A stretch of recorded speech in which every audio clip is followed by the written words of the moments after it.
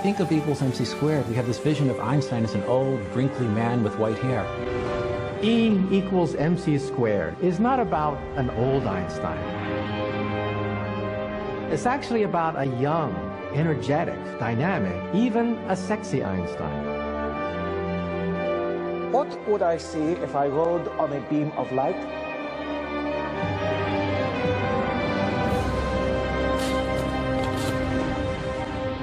Perhaps some sort of electrical force is emanating outwards from the wire. What? Faraday, my dear boy, electricity flows through a wire, not sideways to it. You see, John? You see?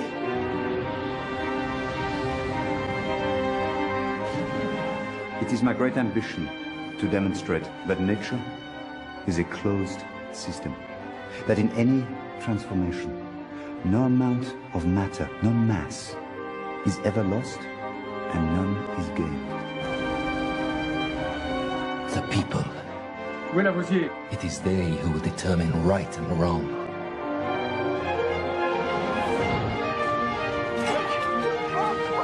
Emily, you are being absurd. Why ascribe to an object a vague and immeasurable force like vis viva? It is a return to the old ways.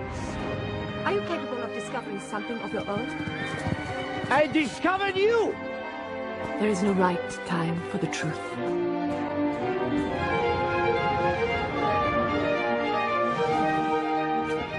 Fräulein Meitner.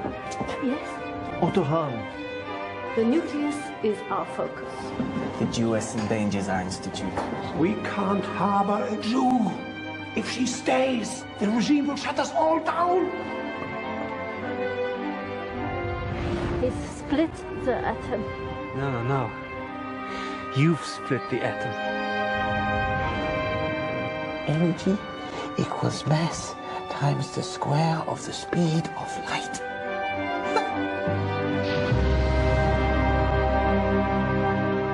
Would you like me to check your mathematics?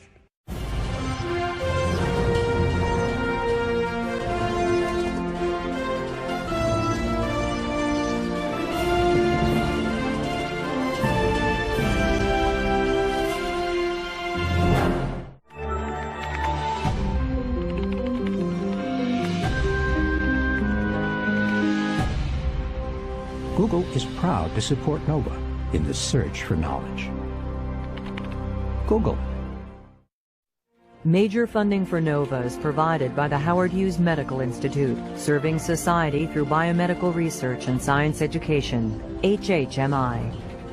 Funding for Einstein's big idea is provided by the National Science Foundation, where discoveries begin, and by the Alfred P. Sloan Foundation to portray the lives of men and women engaged in scientific and technological pursuit, and the U.S. Department of Energy, fostering science and security, and the Universities Research Association. Major funding for NOVA is also provided by the Corporation for Public Broadcasting and by PBS viewers like you. Thank you.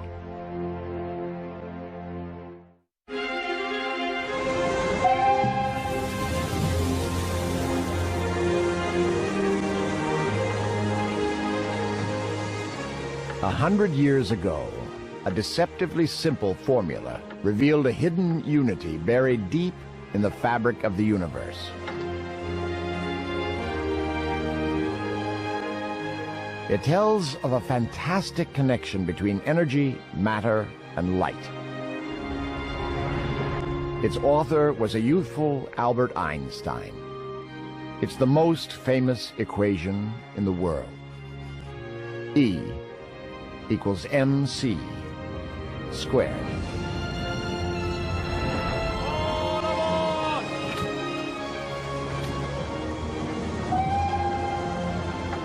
But while we've all heard of Einstein's big idea, very few of us know what it means. In fact, E equals mc squared is so remarkable that even Einstein wasn't sure if it was really true. Albert, darling, you're later than I expected. We've only got sausage and cheese tonight. What is it? We need to talk.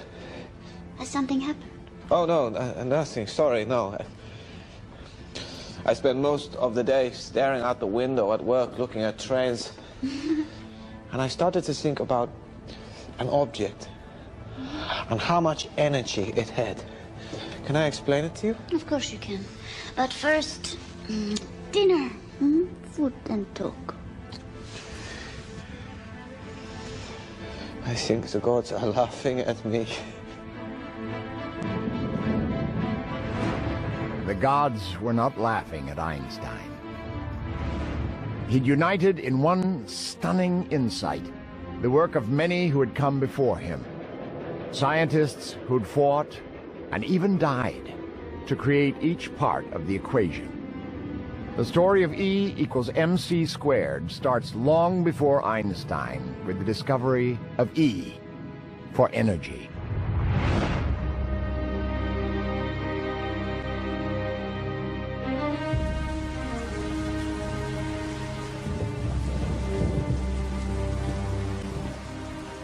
In the early 19th century, scientists didn't think in terms of energy.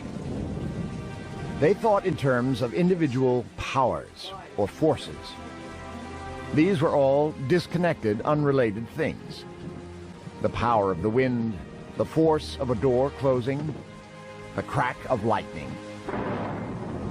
The idea that there might be some sort of overarching, unifying energy which lay behind all these forces had yet to be revealed. One lowly man's drive to understand the hidden mysteries of nature would begin to change all that.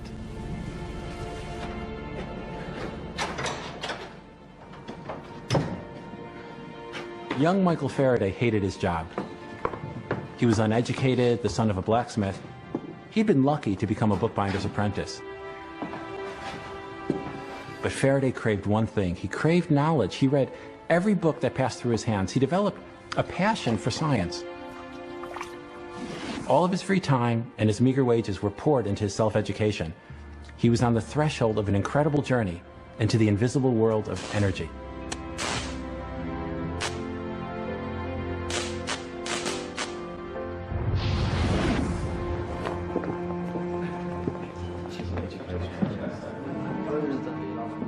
Faraday had impressed one of his master's customers and was rewarded with a ticket that would change his life. Excuse me, please. Can I pass, please? Can I pass? Some of us are trying to improve ourselves. If people will let us. Of course, of course. Pass, pass. This way to a better life. In the early 1800s, science was the pursuit of gentlemen, something Faraday was clearly not. He had a rudimentary education, he'd read widely, he'd gone to public lectures. But in 1812, he was given tickets to hear Sir Humphrey Davy, the most prominent chemist of the age.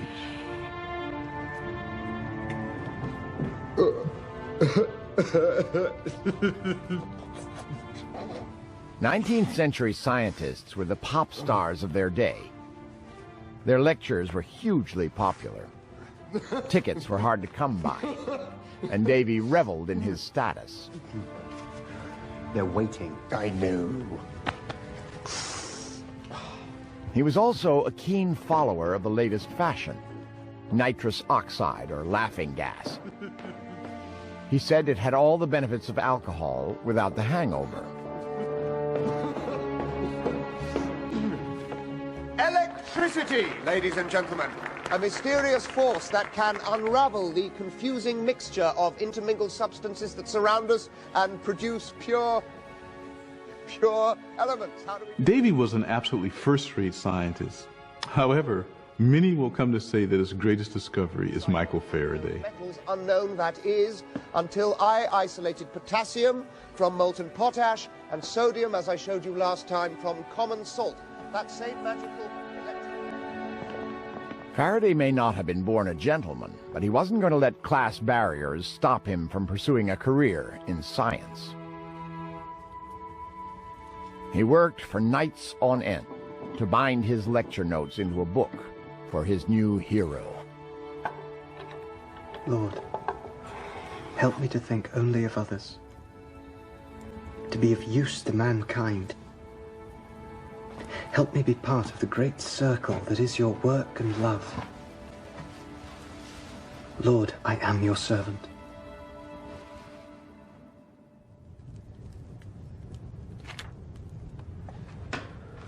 Well, this is excellent work, Faraday. So what is it you aim to do with your life? My desire, sir, is to escape from trade, which I find vicious and selfish, and to become a servant of science, which I imagine makes its pursuers amiable and liberal. Really? Well, I shall leave it to the experience of a few years to set you right on that score. Look, I haven't anything at the moment. I'll send a note if anything comes up.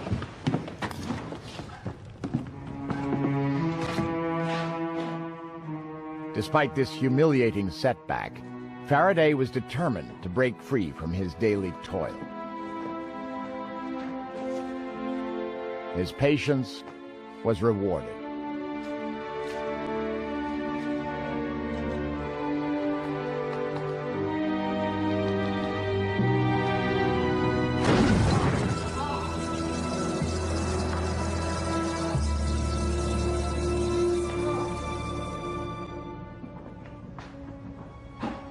Human, meet Mr. Michael Faraday. He's going to be my helper while I recover. He assures me he is a Christian fellow. Perhaps with God and Faraday in charge of the chemicals, you and I will be safe in our place of work. Thank you, Professor Davy. Welcome, Faraday. Oh, no, thank you, and thank you, Sir Humphrey. Just stick to your job and do as you're told, and you'll be fine, Faraday.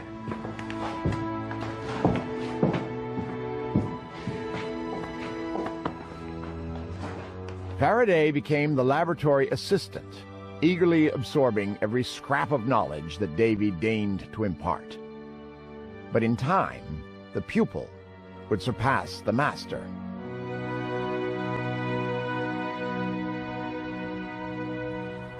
The big excitement of the day was electricity. Another charge, Newman. The battery had just been invented, and all manner of experiments were being done. But no one really understood what this strange force of electricity was.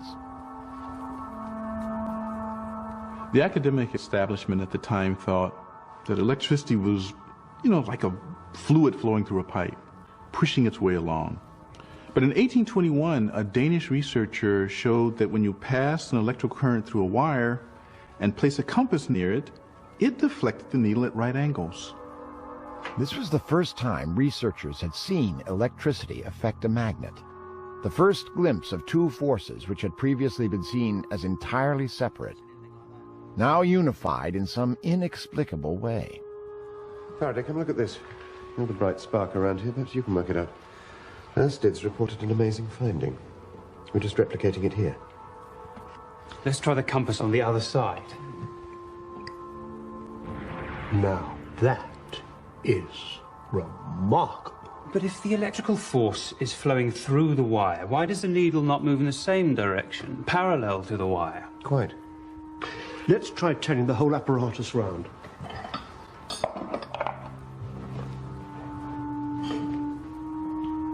Again, Newman. So, the electrical force goes this way. The compass points that way. How can one affect the other? Perhaps the electricity is throwing out some invisible force as it moves along. What? Perhaps some sort of electrical force is emanating outwards from the wire. Oh, my dear boy, let me tell you that at the University of Cambridge, electricity flows through a wire, not sideways to it. Well, that may be what they teach at Cambridge, but it doesn't explain what's happening before our eyes. No, let's just get on. Let's swap the compass to below the wire. Why the compass was deflected at right angles, why the electricity was affecting the compass at all, dumbfounded Davy and many others. As we celebrate the marriage of Michael and Sarah. For Faraday, however, the problem became an obsession. It was a fascination inspired by his religion. For him, the problem was a way to understand God's hidden mysteries. A love for a fellow man. There was a small, almost persecuted group in London called the Sandemanians.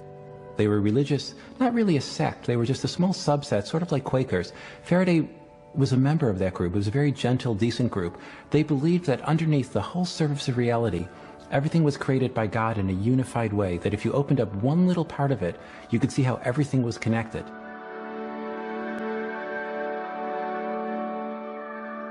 Michael Faraday was someone who, like Einstein, thought in terms of pictures.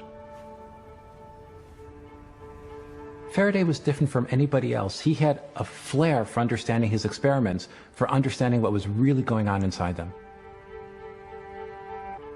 By methodically placing a compass all around an electrified wire, Faraday started to notice a pattern.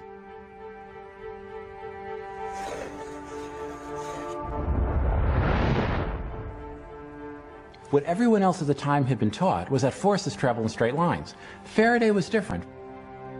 Faraday imagined that invisible lines of force flowed around an electric wire. And then he imagined that a magnet had similar lines emerging from it, and that those lines would get caught up in this flow. It was a bit like a flag in a wind. But Faraday's great leap of imagination was to turn this experiment on its head. Instead of an electrified wire moving a compass needle, he wondered if he could get a static magnet to move a wire. I've never seen you like this, Faraday. You look like a happy child. I'm shaking, Newman. Underneath, I'm shaking.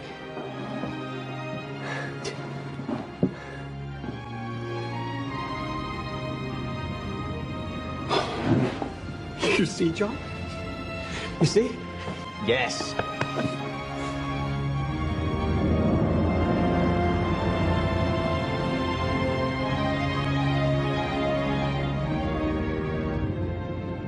This is the experiment of the century. It's the invention of the electric motor.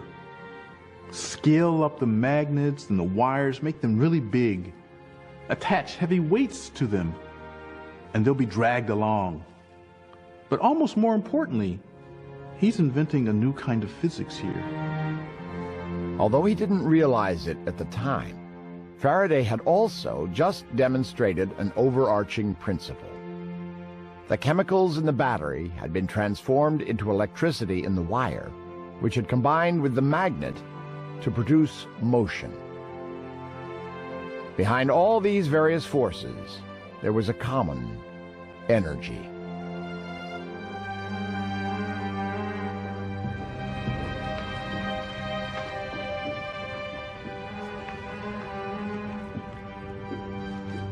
A couple of months earlier, Davy had been elected president of the Royal Society, which was the elite body of English science. But then he saw this great discovery published in the Quarterly Journal of Science. I don't know if he was envious, but he certainly saw that this young man who had been his assistant, this mere blacksmith's son, had come up with one of the greatest discoveries of the Victorian era.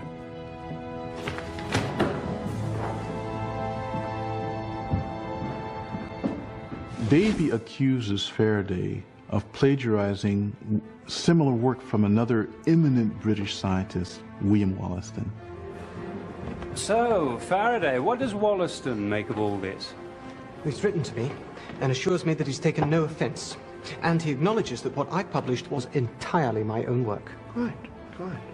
Davy is just being an ass. But will Davy now retract his allegation? Sadly, no. In fact, he's still vehemently opposed to you being elected a member of the Society. Really? And what do you think? Faraday, my dear boy, you have my vote. And mine. And I believe you even have Wollaston's. Oh. What a mess. Well, no matter. No matter. It's the science that counts. So tell me, how does this wire of yours spin round its magnet? What mysterious forces are at play? There seems to be an electromagnetic interaction. In my mind, I see a swirling array of lines of force spinning out.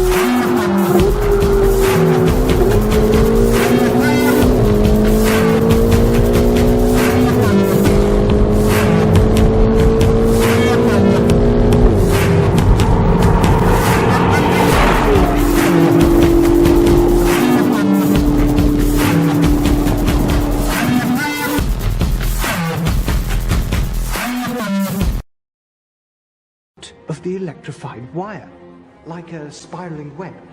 But invisible lines of force, it's all a bit vague, isn't it? Faraday, might I have a word in private? Certainly.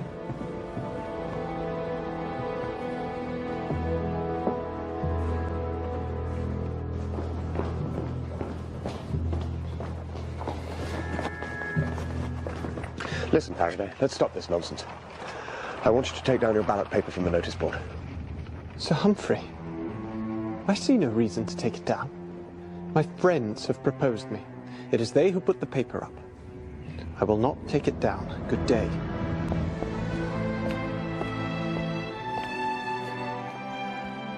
Faraday was elected to the Royal Society.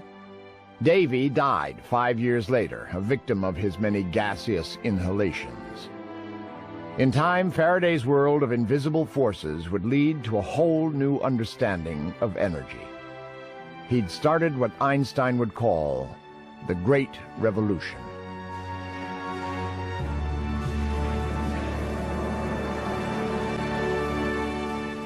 It was in the very heart of this exciting new world of energy that Einstein grew up.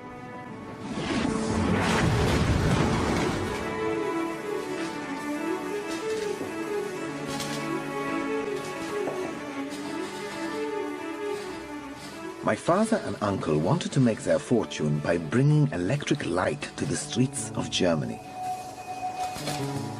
From an early age, I loved to look at machines, understand how things work.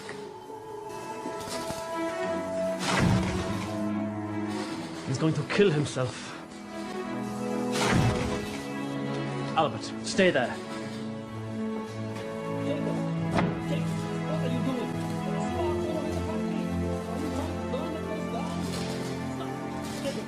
I experienced a miracle when my father showed me a compass. I trembled and grew cold. There had to be something behind objects that lay deeply hidden.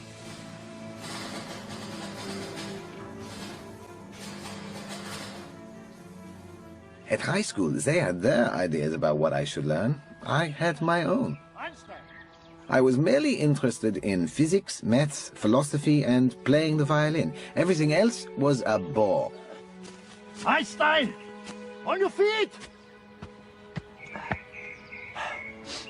As you obviously know everything about geology, tell me, how do the rocks run here?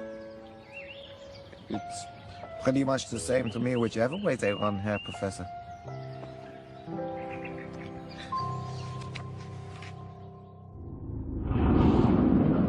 Einstein's teachers tried to drum into him, as Faraday had shown, that energy could be converted from one form into another.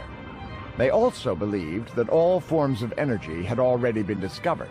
Einstein was going to prove them wrong. He would discover a new, vast reservoir of energy hidden where no other scientist had ever thought of looking. Deep in the heart of matter.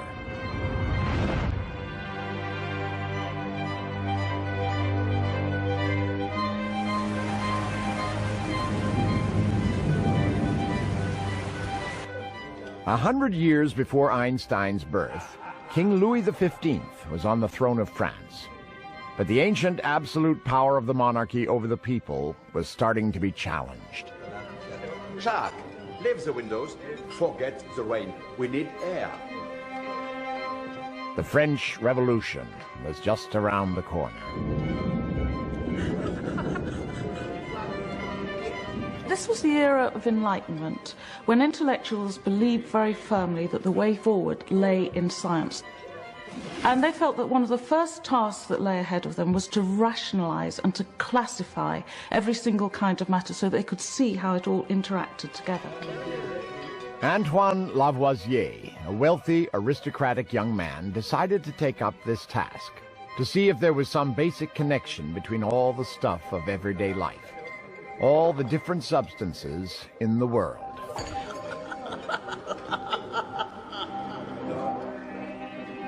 But what worked for Lavoisier as a scientist, his meticulous, even obsessive attention to detail, was also to be his downfall. Monsieur Lavoisier, you are, if my eyes do not deceive me, consuming only milk this evening. First you had a glass of milk, now you are eating a bowl of milk. Will you next move on to a plate of milk? Your precise observations commend you as a lady of scientific curiosity, mademoiselle. Most unusual. As you seek knowledge, so I shall dispense it. For the last 5 weeks, I have taken nothing but milk. Good God, man. I would rather die than fast on milk for 5 weeks. Are you in the grip of some horrendous ailment? On the contrary, I am investigating the effects of diet on health. And monsieur, with the greatest of respect to a member of the Royal Academy of Sciences, your gut must think your throat has been slit.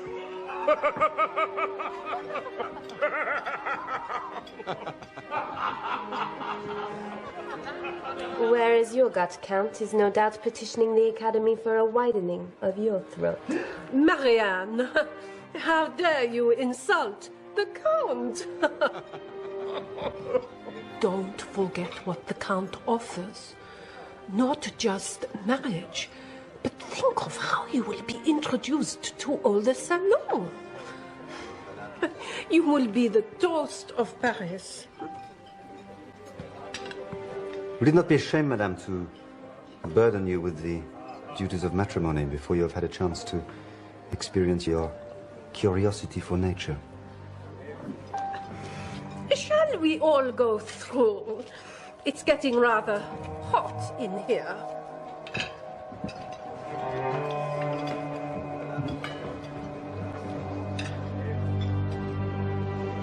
Do you really plan to marry the Amaval? There is a plan, but it is not mine. Then I must contrive to save you.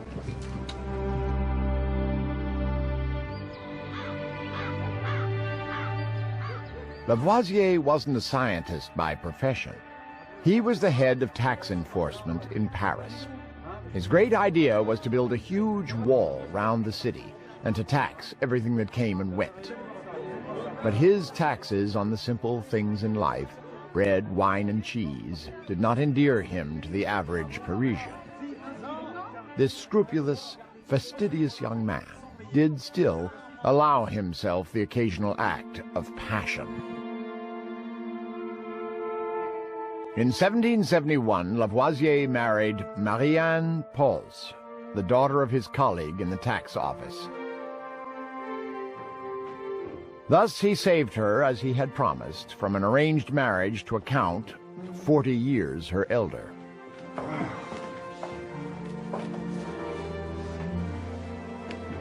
Allow me to show you something.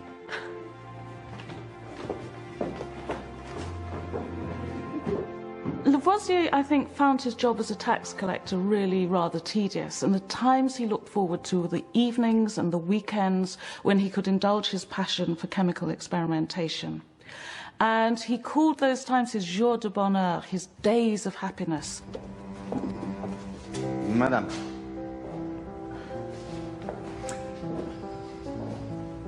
What will happen if I take a bar of copper or iron and leave it outside in the rain for months on end? Madame Lavoisier.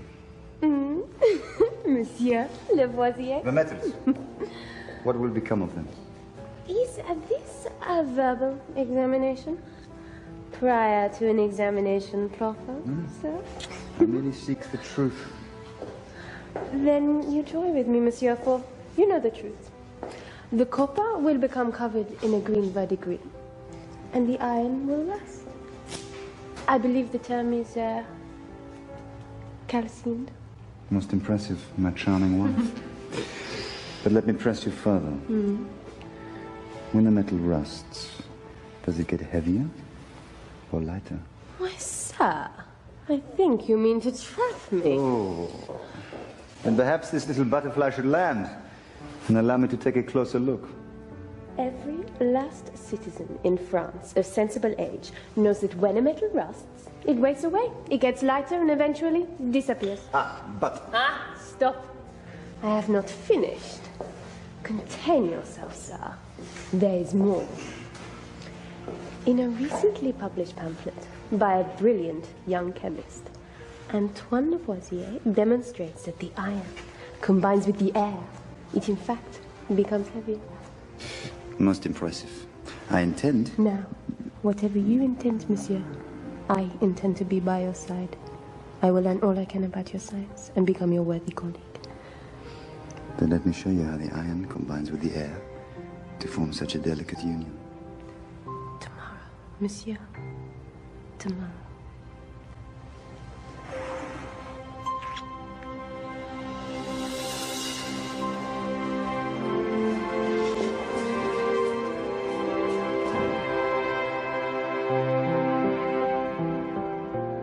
Marianne learned chemistry at her husband's side, but soon sought other ways to contribute to his work. She learned English so that she could translate contemporary scientific works. She took drawing lessons so that she could record in forensic detail the minutiae of their work together. She ran their laboratory and was the public face of Lavoisier, Inc. She was central to the whole research effort. That is a terrible thing to say. You are a cheeky man. This way, please, gentlemen.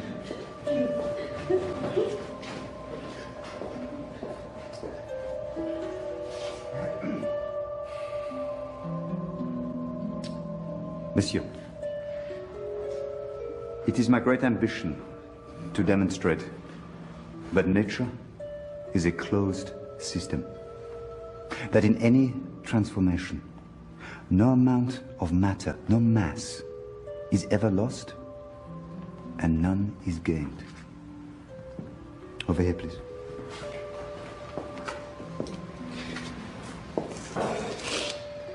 This precise amount of water is heated to steam. This steam is brought into contact with a red-hot iron barrel embedded in the coals. From this end, we cool the steam. But interestingly, we collect less water than we started with. So clearly, we lose a certain amount of water. However, we also collect a gas. And the weight of the iron barrel increases.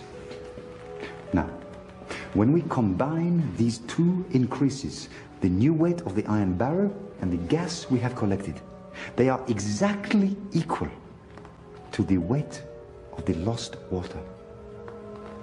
Ah, but is it atmospheric air, Monsieur Lavoisier? No.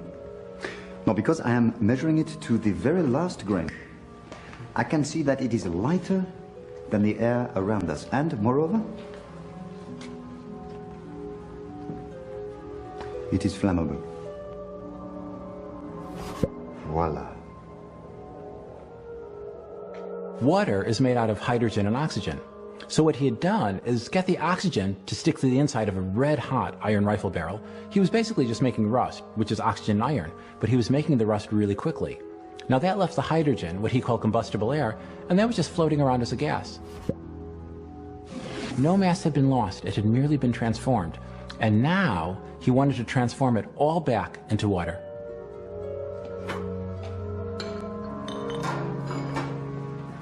This is only the beginning.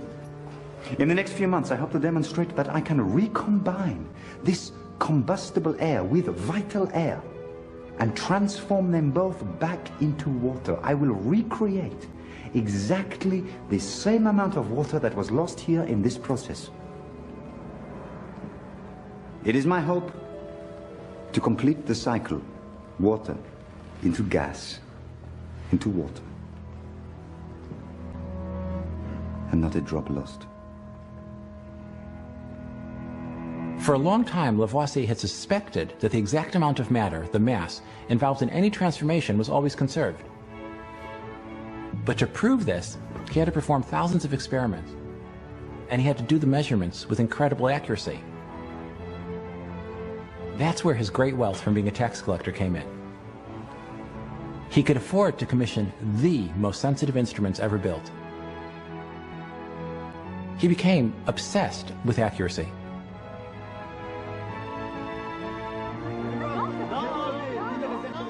But Lavoisier's exacting methods were also starting to anger the growing mob of hungry, disenchanted Parisians. Antoine? Antoine? Oh, wake up, Antoine! I'm sorry. What time is it? It is almost time to receive Monsieur Marat. The Academy asks you to assess his designs. He claims to have made a great discovery. Oh, Antoine, have you forgotten? There's another charlatan with an idea to peddle. God give me patience.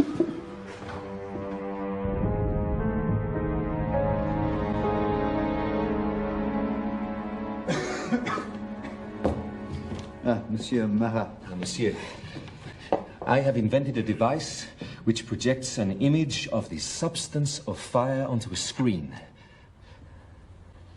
You see? When a lantern is shone through a flame, we see a shimmering pattern above the flame. My device renders the substance of fire visible. Have you collected it, this substance of fire? Have you trapped it and measured it? Oh, no, but one can see it.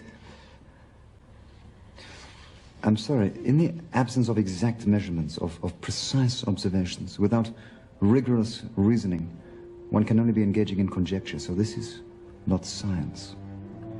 I am not given to conjecture, monsieur. Really, no. If you will excuse me, I am extremely busy today, but thank you. Thank you. So that is all? Then good day, monsieur!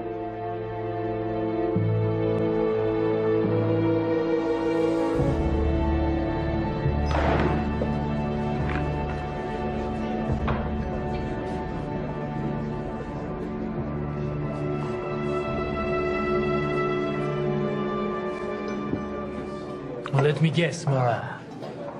The King's scientific despot has decreed that your invention does not conform to the version of the truth as laid down by the Academy. Lavoisier. He talks about facts. He worships the truth. Listen to me, my friend. They are all the same, the Royal Academies. They insult the liberty of the mind. They think they are the sole arbiters of genius. They are rotten to the core, just like every other tentacle of the king. The people. It is they who will determine right and wrong. Don't worry. In my next pamphlet, I will expose this persecutor of yours.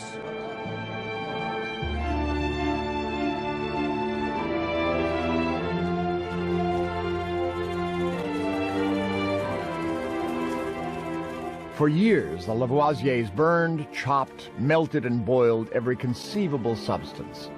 They'd shown that as long as one is scrupulous about collecting all the vapors, liquids, and powders created in a transformation, then mass is not decreased. Liquids might become gases, metals may rust, wood may become ash and smoke, but matter, the tiny atoms that make up all substances, none of it is ever lost. The crowning glory of this opus was their remarkable use of static electricity to cause oxygen and hydrogen to recombine back into water.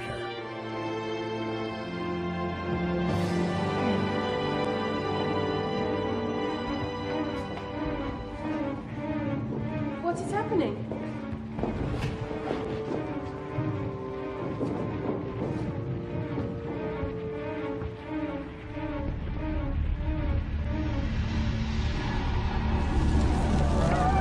As the French Revolution exploded, the royal family and whole swaths of aristocrats lost their heads on the guillotine.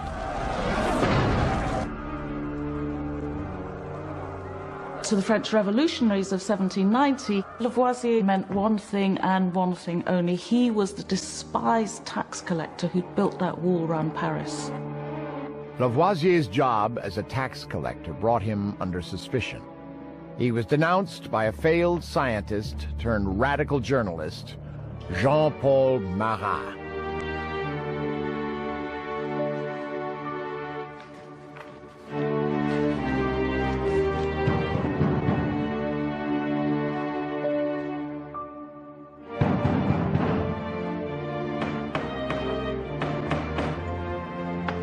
Où est Lavoisier? Je sais pas. Lavoisier! Lavoisier!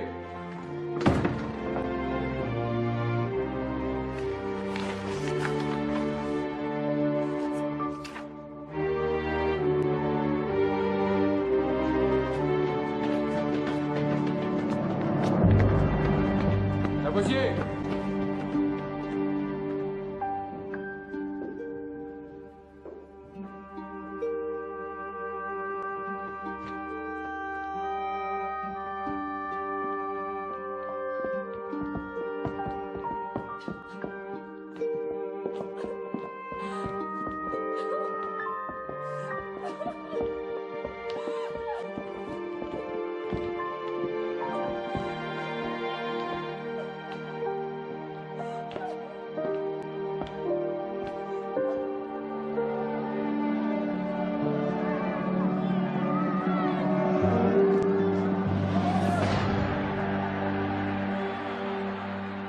What Lavoisier did is absolutely central to science and especially T equals mc squared. Because what he said is if you take a bunch of matter, you can break it apart, you can recombine it, you can do anything to it, and the stuff of the matter won't go away. If the mob burned Paris to the ground, utterly razed it, shattered the bricks into rubble and dust, and burned the buildings into ashes and smoke, turns out if you put a huge dome over Paris and weighed all the smoke and all the ashes and all the rubble, it would add up to the exact same weight as the original city and the air around it before. Nothing disappears.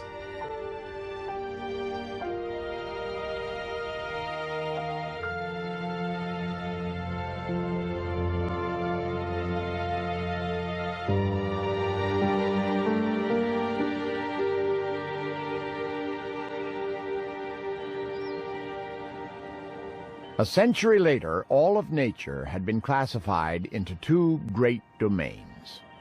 There was energy, the forces that animated objects, and there was mass, the physical stuff that made up those objects. The whole of 19th century science rested on these two mighty pillars. The laws that governed one did not apply to the other. But young, newly enrolled physics student Albert Einstein didn't like laws. Good grief, Einstein. What happened to you? It is more than a little ironic, having been reprimanded yesterday by that idiot Professor Pari for poor attendance, that I should in fact attend a practical lesson, which was as long as it was boring and utterly pointless, by the way, only to be the victim of an explosion of my own apparatus. So it was your own fault then? Thank you. And how are you today? Fraulein Marriage? Extremely well, Herr Einstein. All the better for seeing you have escaped the physics laboratory with your life.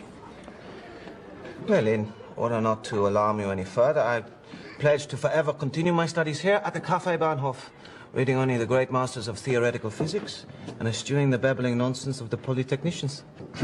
It's about all you ever do. It's getting a little stuffy in here, Fraulein Marriage. Would you care to take a walk with me? There's something I'd like to discuss with you. Why, Herr Einstein? Of course. Perhaps you'd like me to tell you what you have missed in lectures this week.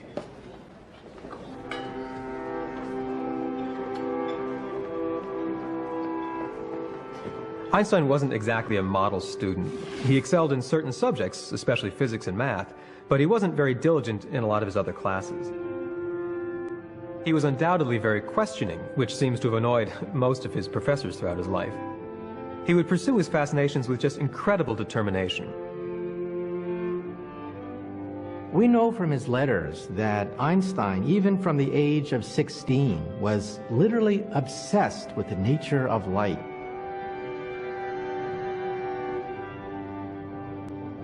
Everyone he could speak to, his friends, his colleagues, even his then girlfriend, Mileva Merrick, who would become his wife, Everyone he badgered with the question, what is light?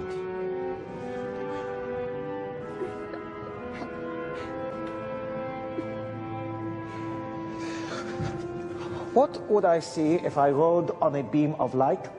What? A beam of light? By what method do you propose to ride on this beam of light? The method is not important. Let us just imagine we two are young, radical, bohemian experimenters, hand in hand on a journey to the outer reaches of the universe, and we are riding on the front of a wave of light. I really don't know what you are suggesting, Herr Einstein. Do you wish to hold my hand or ridicule me? Ridicule you? No, never. I merely want you to help me to understand. What would we seize, you think, if we were together and we sped up and up until we caught up to the front of a beam of light?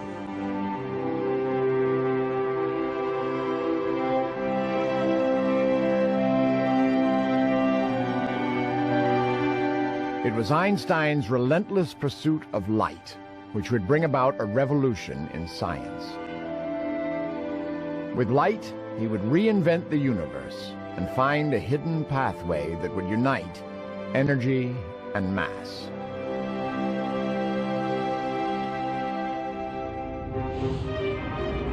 Light moves incredibly fast, 670 million miles per hour. That's why scientists use the term c. It stands for celeritas, Latin for swiftness.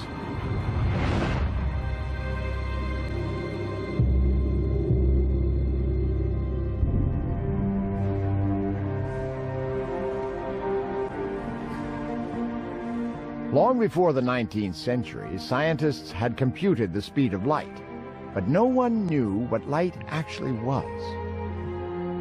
Back in England, a man we've already met was willing to make an educated guess. After Sir Humphrey Davy's death, Michael Faraday became Professor Faraday, one of the most important experimenters in the world. The scientific establishment still found it hard to accept that electricity and magnetism were just two aspects of the same phenomenon, which Faraday called electromagnetism. But now, he has an even more outrageous proposal for his audience. Invisible lines that can emanate from electricity in a wire, from a magnet, or even from the sun. For it is my contention that light itself is just one form of these vibrating lines of electromagnetism. For 15 years, Faraday struggled to convince the skeptics that light was an electromagnetic wave, but he lacked the advanced mathematics to back up his idea. Eventually, someone came to his rescue. Professor James Clerk Maxwell believed in Faraday's far-sighted vision, and he had the mathematical skill to prove it.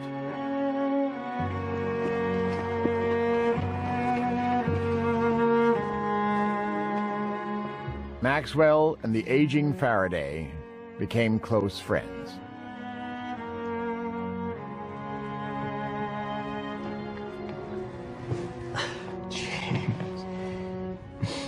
James, forgive me. A word of advice. Don't get old. Michael, how are you? I'm fine. Memory isn't too good. But... Well, I thought you might like to see what I've just published. Oh, yes. Yes.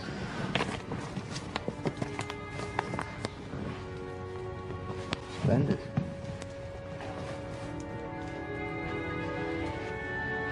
So your results show that when electricity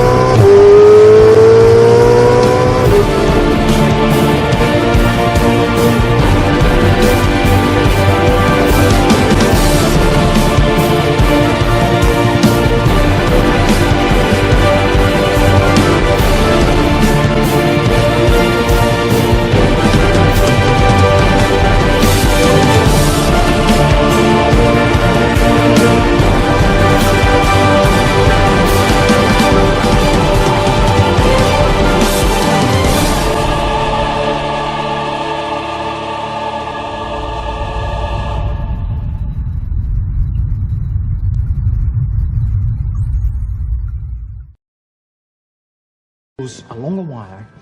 What it actually does is create a little bit of magnetism. And as that magnetic charge moves, it creates a little piece of electricity. Electricity and magnetism are interwoven, like a never-ending braid. So it is always pulsing forward. It's wonderful. Wonderful. Michael, there's something very crucial in maths. This electricity producing magnetism and magnetism producing electricity can only ever happen at a very particular speed. The equations are very clear about it. They come up with just one number. 670 million miles per hour. I'm not sure. It's the speed of light. That is the speed of light. You were right all along. Light is an electromagnetic wave. Maxwell had proven Faraday right. Electricity and magnetism are just two aspects of a deeper unity. A force now called electromagnetism, which travels at 670 million miles per hour. In its visible form, it is nothing other than light itself. And nothing fascinated the young Einstein more than light.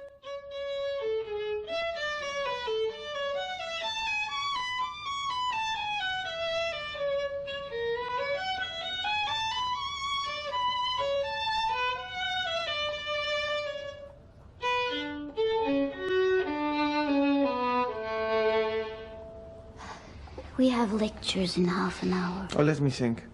Professor Weber and his life-draining monologue? Or you, Mozart, and James Clerk Maxwell? We can't. We'll get a warning. Our project is too precious to waste time listening to those dullards. Come with me. We'll read Maxwell and think about the electromagnetic theory of light. Oh, why, my dear little Johnny, how you enchant a lady.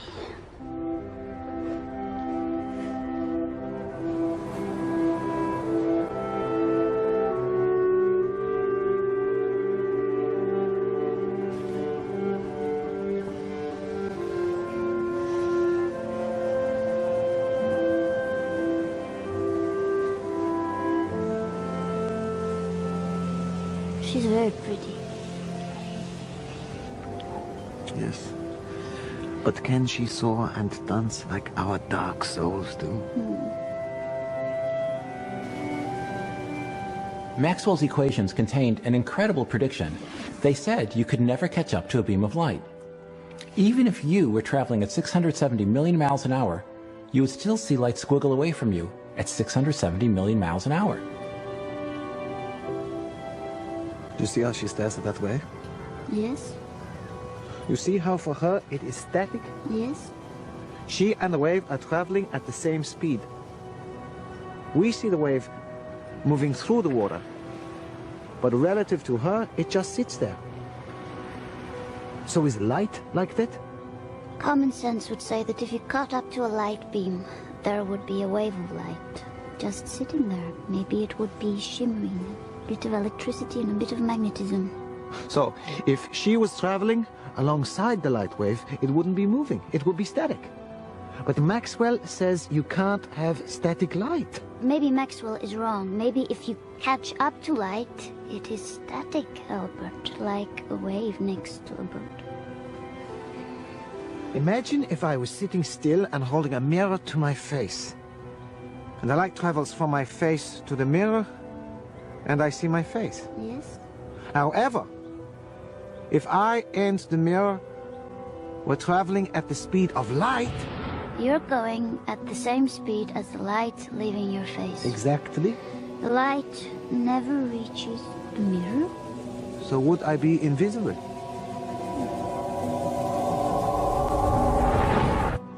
That doesn't make sense. Young Einstein was starting to realize that light was unlike any other kind of wave.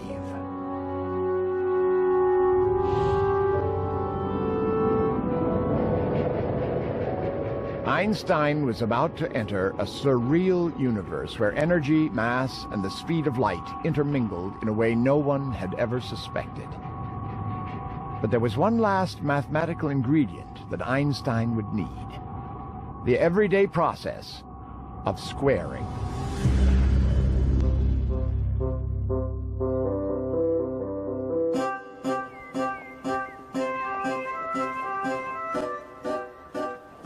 Long before the French Revolution, scientists were not sure how to quantify motion.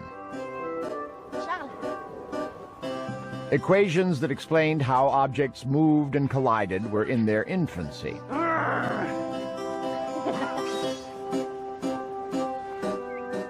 A crucial contribution to this subject would come from an unusual source.